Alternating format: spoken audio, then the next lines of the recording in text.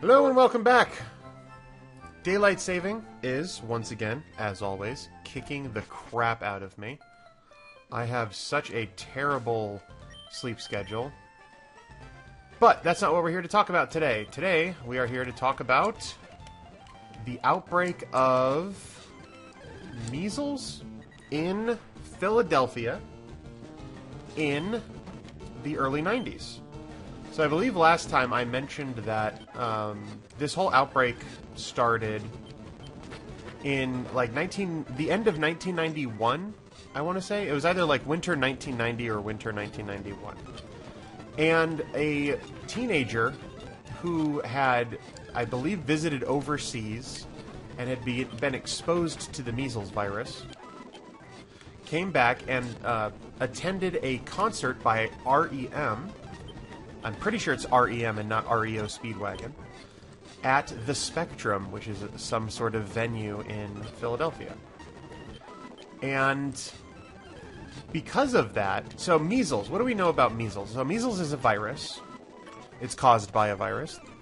And the measles virus is ridiculously good at getting spread from person to person.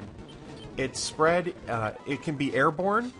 And so just being around a person with measles doesn't have to be infectious. They don't have to actually necessarily have measles at the time. You can be a carrier of it if you are an older individual like this guy was. Older being, you know, like a teenager or early 20s. I'm pretty sure he was a teenager, though. And so, yeah, just airborne around a person with measles, measles is good at spreading because of the coughing and all the droplets and whatnot that can show up in the air as well. And it's very, very infectious. So I'm going to go by memory here. This is not something that Dr. Offit shared in his presentation. This is something that I've looked up a long time ago. There is a certain number, and I can't remember the official name of it, but it's something like the infectability number. And essentially what it is how many people does someone have to encounter before... Basically, how many people do you have to encounter to ensure that you kind of infect one of those people? So, for example, and these numbers are going to be made up off the top of my head. Let's say you have the flu. You have influenza. You might have to be contagious and shedding virus around, let's say, 50 people or so. In order for one of them to actually catch influenza from you. Measles has an infectability number of like 10. 1, 2, you know, it's like single digits or something. It's ridiculously good at getting from person to person. And that's why, part of the reason why the vaccine is so important. Measles is ridiculously infectious. How am I at full health? Didn't one of them hit me? Summary. Maybe it's just the PP. Oh, no, go back up here. Go back up here. Okay, yeah, that's what it was, is I used up all my body slam PP. Alright, so let's switch you out. We need to level some more people. Let's go switch out Gerbtrude real quick, too, because there's no real reason for Gerbtrude in the party at the moment. Sitting around here with a level 7 Gerbtrude in our party. Bill's PC, move Pokemon. So we will take Rachel back out. There we go. Alright, so the point being, measles is very, very infectious. So it's very important to have very high levels of vaccination and immunization against measles, because otherwise it will spread very easily. Now, when I say infectious, I suppose I mean not necessarily that it causes clinical disease. I believe it just means that you've infected the other person enough that they then can shed virus to other people. So when you end up at this concert, I forgot to heal before I went. This guy basically spread measles to a bunch of people. And subsequently, oh, that's going to be hard to level up Densetsu. This is probably not the best spot for Densetsu to level up, nor Galley for that matter. Given the wide range of way to go. Everybody loves your little berry. Hey, I wonder if Sususudeo is going to try to evolve, and then not. That's true. So yeah, he basically exposed a whole bunch of people to this virus, and they then, in turn, went and exposed a bunch of other people to the virus. Now, the thing was, this is the early 1990s, we had measles vaccine. A lot of people were vaccinated against measles. So there wasn't too much by way of a massive breakout all over everywhere, because a lot of people are immunized. Where you saw people catching measles were in these unvaccinated communities. And so there were a number of, I'm going to use some terms here, some fundamentalist evangelical Protestant churches, I guess is the best way to describe them. But they might not have been mainstream Protestants. That I'm not entirely sure on. So we talked last time about how there's Christian scientists who believe that all physical illness, well, all illnesses like sickness and disease and all that is really just spiritual illness and not actually physical at all. And so they eschew all kinds of standard medical care. They believe that only prayer and other such stuff is useful against disease, and so they'll turn down everything else. I'm not sure. I remember for sure that when he was given the lecture about this, the churches that he was talking about that are involved in this story were not Christian scientists, but they were, I guess, in some similar sense, had similar beliefs. They might have been some non-denominational churches, and essentially they didn't believe in immunization. They didn't believe in seeking out medical care from physicians. They believed basically in prayer and... Oh, mean look? I don't think I want mean look. Mean look. Fixed with a mean look that prevents it from escaping. Yeah, see, that would be useful in another context. It would be kind of useful here in that, you know, the Pokemon, wild Pokemon, couldn't run away from me. But wild Pokemon in this game generally don't run away from you. I suppose it could help... No, this is LeafGreen, so we're not talking about, like, the legendary beasts that constantly run away. Yeah, I don't need mean look. I'm just gonna drop it. There we go. Oh, no, it's not evolving. It's totally not. So anyway, these churches didn't believe in medical care. So there's this physician who works in Philadelphia. I forget exactly where he was involved. He was involved in one of the children's hospitals, I believe. And then he might have been elected or appointed to some sort of administrative policy position in the city. I'm unclear on whether that was before the outbreak or after the outbreak. I think it was after the outbreak. Like, he did such a good job helping to handle the outbreak that he ended up getting into these like political positions in a sense because he was doing so well helping to manage the outbreak. Or at least in part because of that. But anyway, that's not important. He ended up getting a phone call. Oh, he might have worked for the Department of Health in this city. That might have been where it was. But anyway, he gets a phone call from an anonymous person who basically says, now there's a couple like cases of measles around the city. And this person calls and basically says, hey, there's this church, this one big church, and they don't believe in vaccination, and none of their kids are vaccinated, and they also don't believe in seeing the doctor. And then that was all the details of the phone call that we were given. It may very well have been more was said. But essentially, someone was warning him, hey, there's this church that's not going to seek medical care, and it has a ton of children who are not immunized. So if measles hits them, they're in for a world of hurt. Because lots of people get measles. Back in the days before we had vaccinations, a lot of people got measles.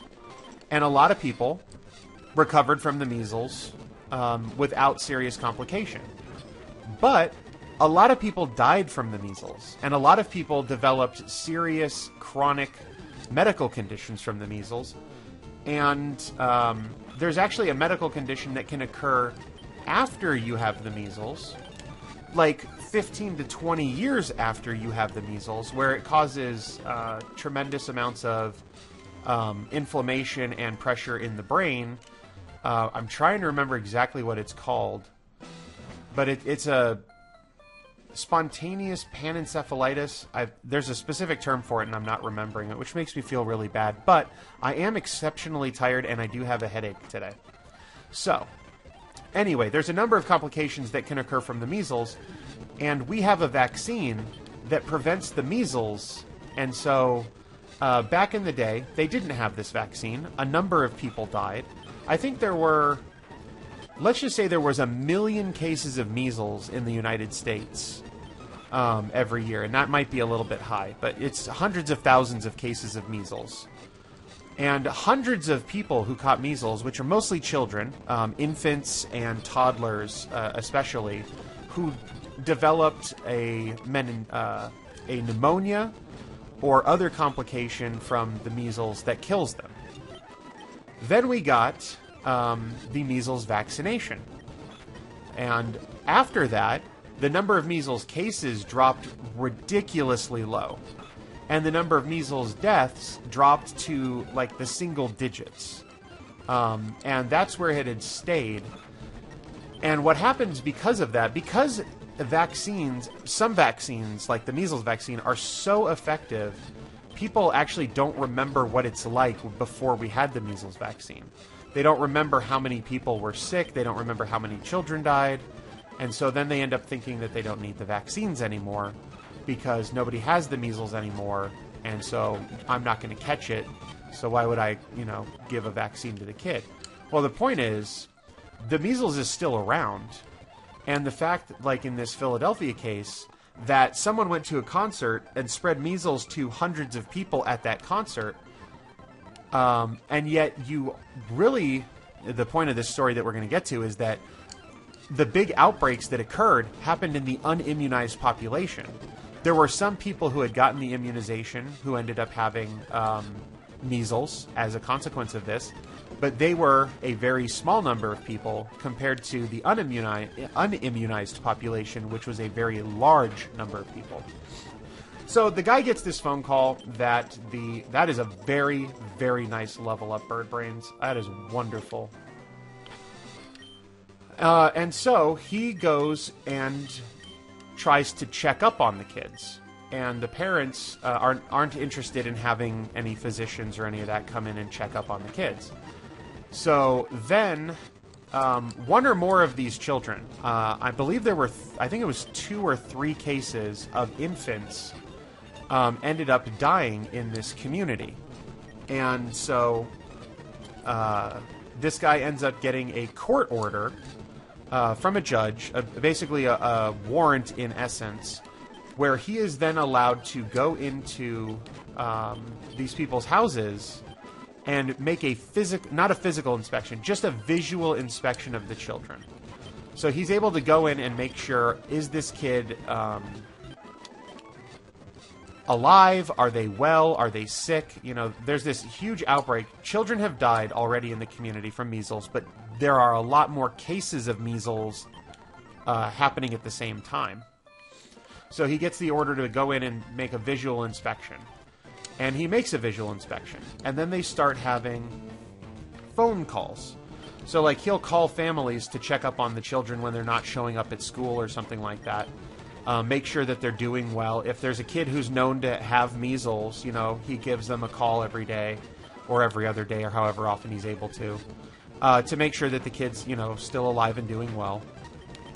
And then one day, he had called a parent the night before and the kid was doing fine. And then the next day, the kid was reported as having passed away and was dead. Nice level up, Rachel. And so now he's like, this lady called me last night and the kid was fine, and this morning the kid has passed away. Measles doesn't kill you in one night. You don't go from being perfectly fine the night before to waking up dead, paradoxical as that sounds, the next morning. So that kid was not doing fine, and the parents were lying to him about how the children were doing. So he goes back and manages to get a court order that now allows for the physical inspection of the kids. So now a judge has said, basically, these parents are endangering their children by In this case, it's not the immunization part. That happened before. The fact is, these kids have now caught measles, and they are not allowing medical care to take place. So if you are able to receive proper medical care, usually the two ways that measles kills you early on, like when you're having measles, is you either get pneumonia and you die of the pneumonia, which it's a viral pneumonia, so you don't get antibiotics or anything. You basically need like supplemental oxygen and things like that. So essentially, if you're not getting that, you're kind of asphyxiating to death. You're going into respiratory failure and you can't breathe and you die. Or you become febrile, you're sweating a lot, and you become dehydrated. And so if you can get intravenous fluids to rehydrate your body, that is also a common requirement while you have measles, acute bout of measles. So these parents had been refusing the medical care to start off, and then, of course, as their children were getting worse, they were lying about it and continuing to refuse the medical care, which would have saved the kids' lives. And so then, that's why the judge granted permission to now go and make physical inspections of the kids. Well, you have this one guy, so he obviously cannot go and inspect everybody. Might as well get you to 43 as well. So they end up getting the physicians and the medical residents from the children's hospitals, there were two of them, to volunteer their time on their off hours. So this isn't part of their residency. They're still working their 12-hour shifts every day at the hospital. And then in their off hours or on their days off, which they don't get very many of, they were walking out into the community, going door by door to inspect these kids in the communities where the outbreak was happening. So after that, now again, they couldn't necessarily at that time force... I think they were able to force some medical care. Because basically, if you have a kid who's dying, literally like dying of pneumonia or dehydration, and the parents are refusing medical care, I believe I mentioned this in the last video, you can get very easily, I believe it's very easy, I've never done it myself, but you can get a court order basically making the child a ward of the state, and